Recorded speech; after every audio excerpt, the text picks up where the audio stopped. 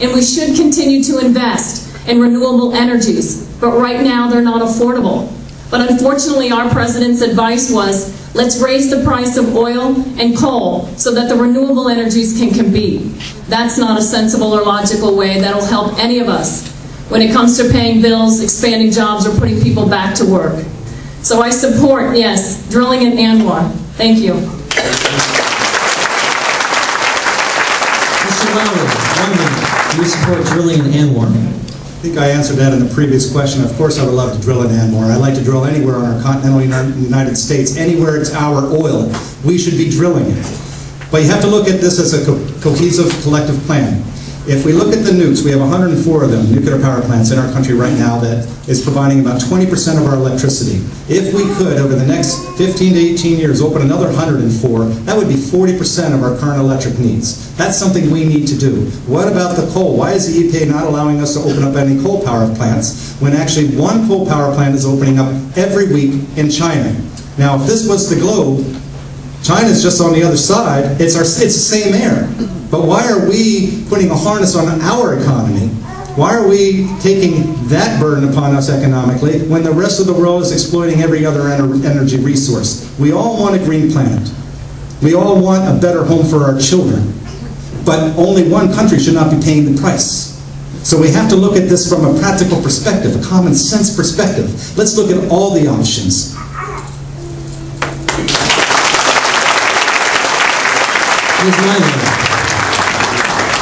I too support drilling in Anwar, and I too support drilling anywhere in the continental United States where we can exploit our energy. I think I answered that also in the previous question.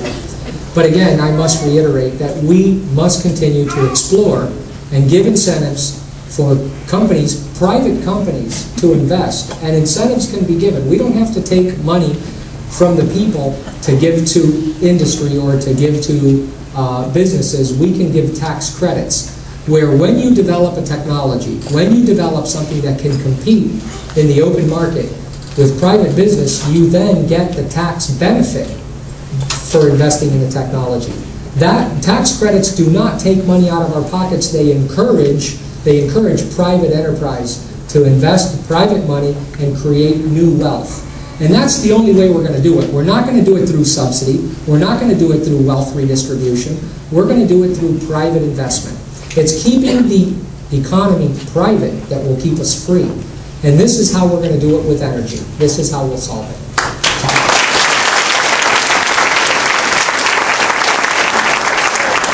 I'm just going to do one more off the cuff on oil since the questions are very similar. My question, how would you specifically have handled the oil spill differently than it was handled? This goes to Mr. Lowry first, 2 minutes. First of all, I would have paid attention to and not gone golfing if I were president.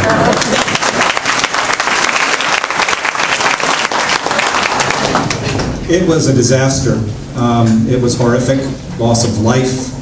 The ecological damage, I don't agree with our current assessment that only 25% is left. I think the ecological damage is going to last for many years to come, and that's most unfortunate. We can't let that tail wag our dog, but what I would do differently is all the options. I would have said yes to the Dutch bringing their ships over here. I would have said I don't care if there's a Jones Law or not. Let's bring the international help. The other thing I would have done is inspired the local governors, since it was their area, and asked for their assistance and their advice. In Louisiana, they wanted to build a berm. Let them build a berm. Protect their own resources, their own wetlands. If they wanted to set something up on the beach, let them set something up on the beach without having to go through 18 steps and 14 permits. That's why you and I can't even put an addition on our home today without taking 2 years of permitting process. There's just too much government. We can't afford too much government. What we need to do is get back to basics. We have to understand what our government is supposed to be doing, the 18 enumerated powers, and protecting our shores is one of them. Shame on them. Protecting our resources is one of them. Not debilitating our ability to get our resources, but to inspire the common and the free enterprise to drill for more oil safely and let them regulate themselves, because if that spill cost them billions of dollars, then perhaps they wouldn't spill. But right now, the current law, they were capped at $75 million per loss.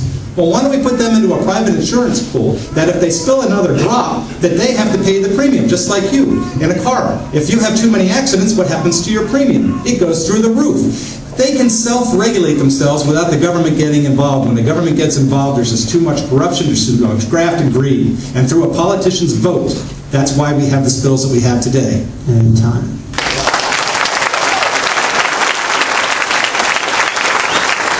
You also give 2 minutes to Donna Milo on that one. How would you have handled the oil spill differently than it was handled?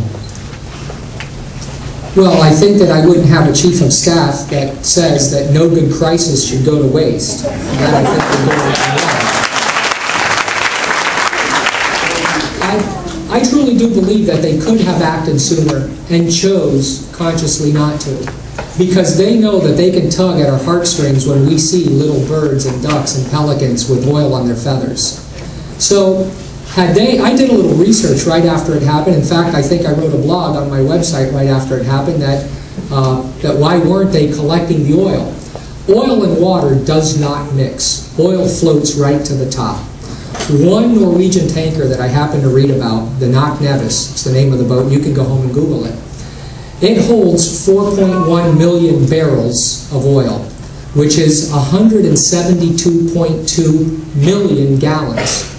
One ship parked over that spill with skimming vessels could have collected at about 220,000 gallons a day, which is what they were calculating. 700, if you do the math, 782 days of oil spill fit in one vessel. Why didn't they do it? Why didn't they do it? So how do you do it? Well, I think one way is to have more regulation. Get into our pockets so that we will demand, yes, we need to regulate the big bad oil companies. That's what they were looking for.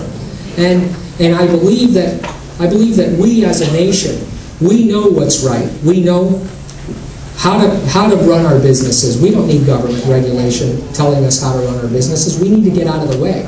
So I think that had the oil company, BP, wanted to get in skimmers in there, they should have been allowed to do that. But I think the government chose not to do that. So I would have handled it by allowing all of the technology and all of the resources to come in and take care of what they do, and that's do business. They've had other spills in the Gulf. They've had spills in the Middle East, and they've picked them up by skimming them right away. They've never had time.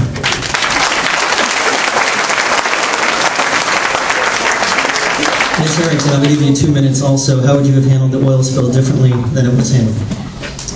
Well, the first thing I would have done as President of the United States was sign an executive order to overturn the Jones Act. For those of you that aren't familiar with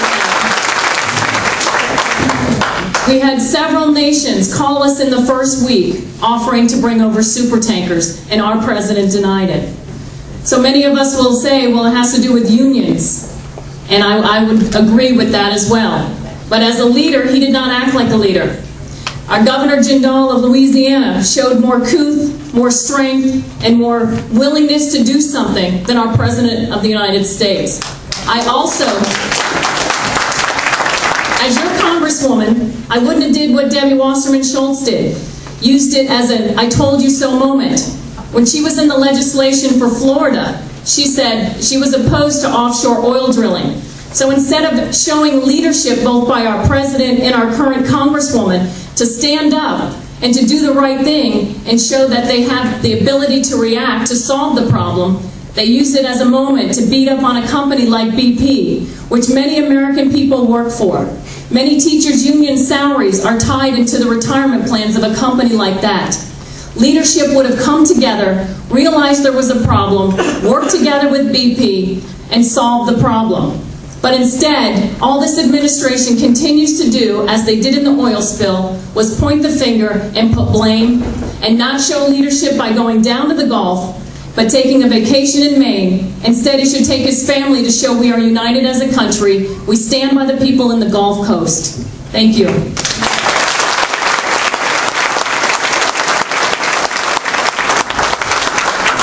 Now moving on to our next topic, the economy, jobs, and the national debt. The first question will be for Ms. Harrington.